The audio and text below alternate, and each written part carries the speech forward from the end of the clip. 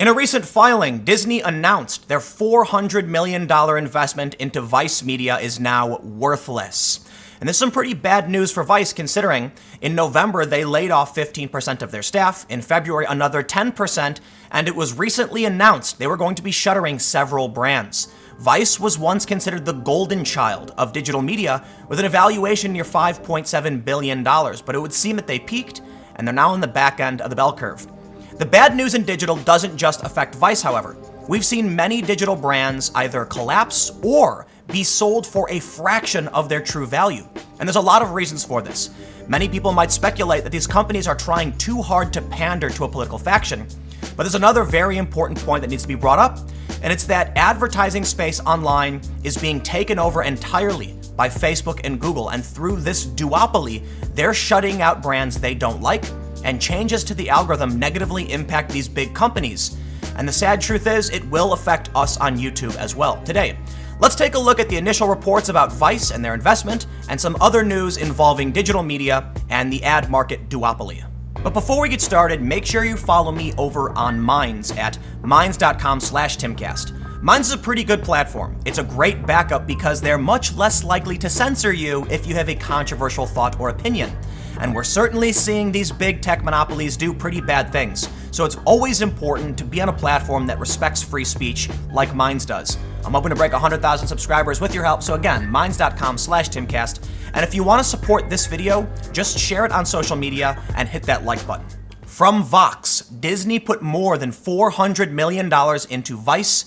Now it says that investment is worthless. A now familiar story. Investors say they overvalued a high-flying digital publisher. The story says that Disney made the biggest bet by putting more than $400 million into the swashbuckling digital publisher. Now, Disney says all of the money put into Vice has been incinerated. In investor filings Wednesday, Disney said it no longer thinks it will ever get any return on the investment it made in Vice, a company that at one point was supposedly worth $5.7 billion. Vice is still worth something. In some investors' eyes last week, a group of lenders said they put a fresh round of $250 million into the company. Vox says Disney's accounting decision is yet another example, perhaps the most stunning one, of the turnabout we've seen in digital media over the past few years. Investors have decided that high-flying publishers that once confidently explained that they'd created a new media paradigm are now worth very little or even less. Here's a partial roll call familiar to some of you. Mike, which raised more than $60 million, sold for less than $5 million late last year.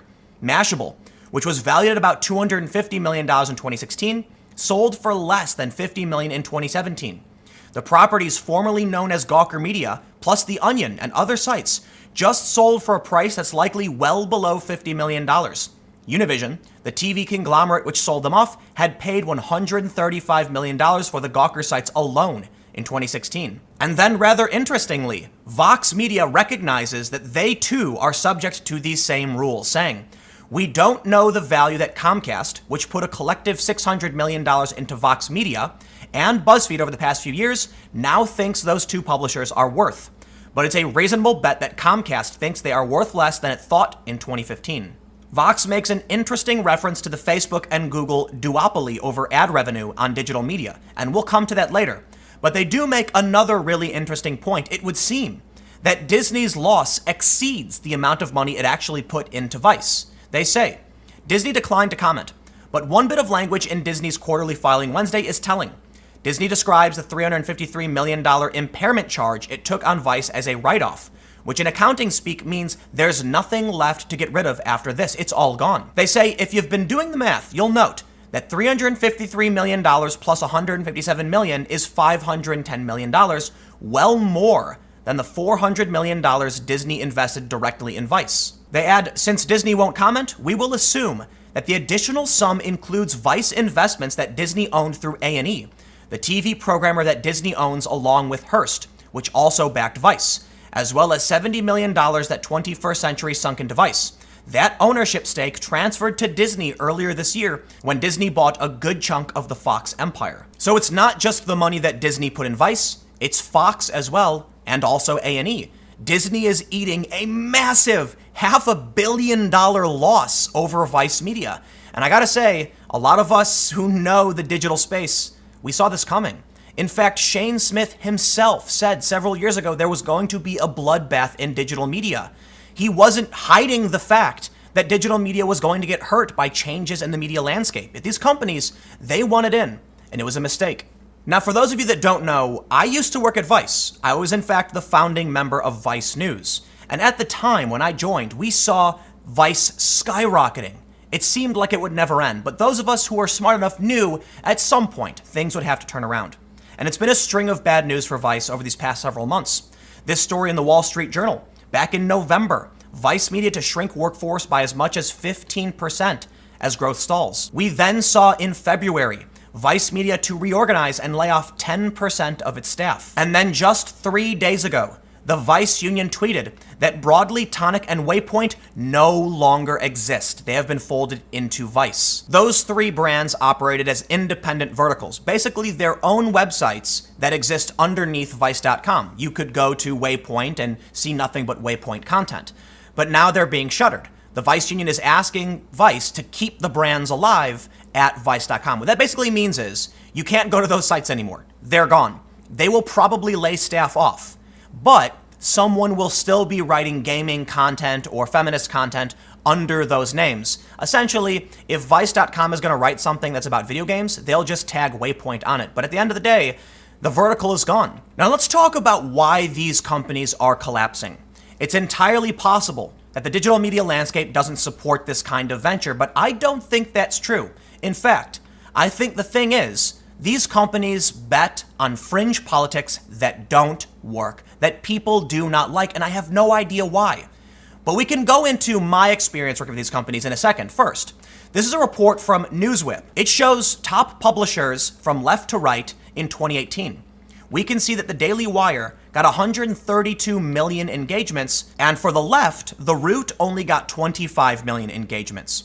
What this says to me is that digital content, when it's conservative, does absolutely fine. Although we do see many of these platforms censoring mostly conservatives, we also see that the left, while they aren't censored nearly as much, they don't even get close to the engagement. Only 25 million for their top publisher. But in a separate section from news organizations, there's an interesting phenomenon.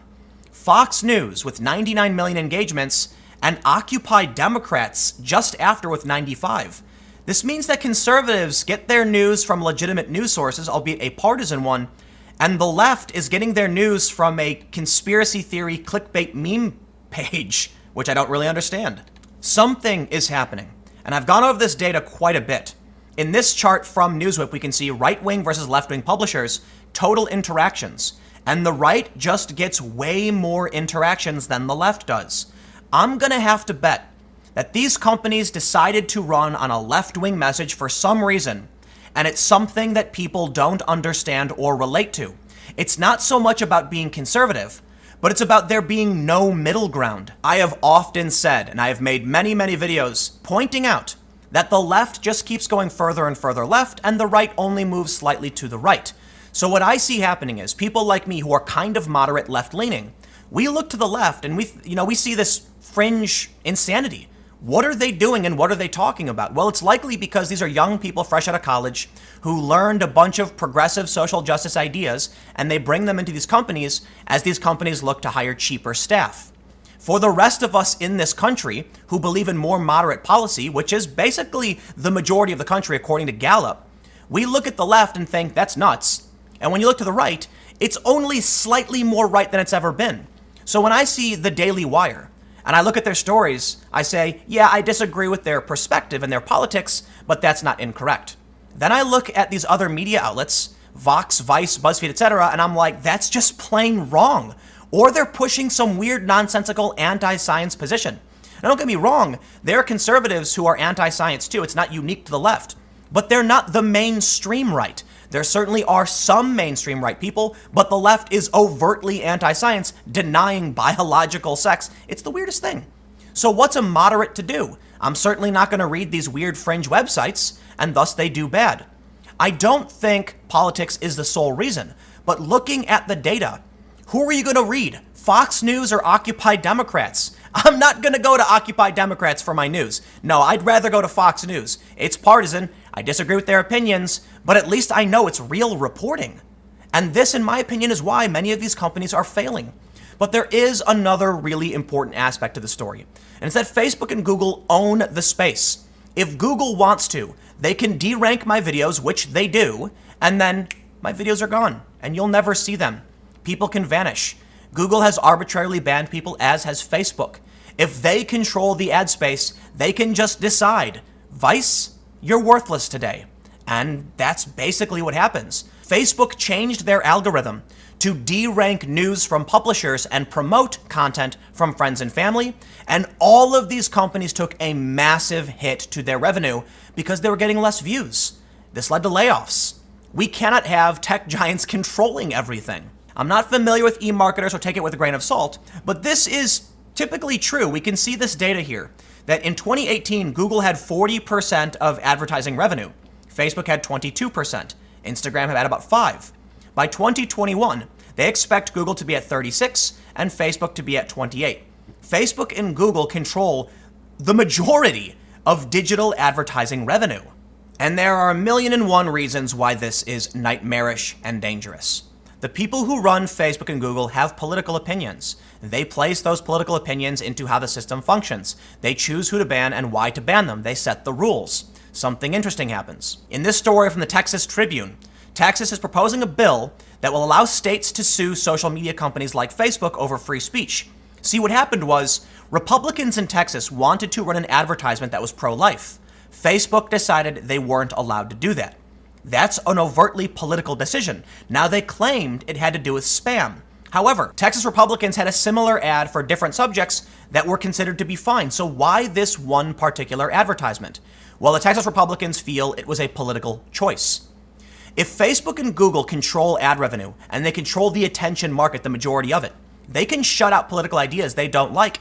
And that's bad for everybody. Sure, it's negatively impacting Republicans now, but it will certainly come for the left. Don't think you're immune to this, and don't let them have this power. But to bring everything back to the initial story, we can see that these companies who push left-wing politics just don't do that well on Facebook. And right-wing publishers do way, way better. We need only look at this chart one more time. And I've shown this several times, but look at this. The Daily Wire with 132 million engagements, and The Root with only 25. It stands to reason. The left has gone off the rails. They've gone too far left, so it's unrelatable.